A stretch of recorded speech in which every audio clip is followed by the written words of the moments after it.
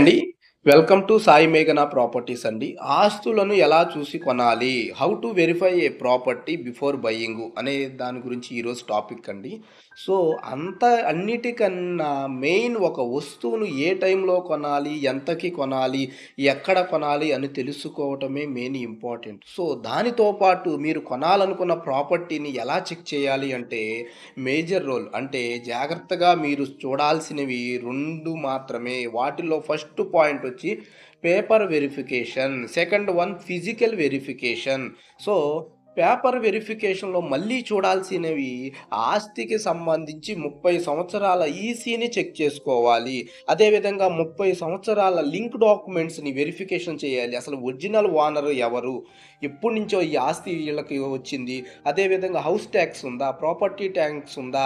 Okay. సీఆర్‌డీ పరిధిలో ఉందా? Municipality పరిధిలో ఉందా? పంచాయతీ ఏరియాలో ఉందా? అని ఈ లిస్టును మాత్రం పేపర్ వెరిఫికేషన్ మాత్రమే చెక్ చేసుకోవాలి.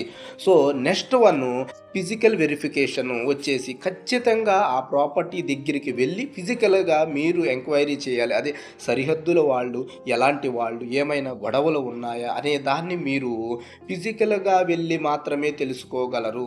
సో, ఈ 2 విషయాలు మీరు చూసుకోవాలి. సో, మరిన్ని వీడియోల కోసం like and subscribe. Thank you so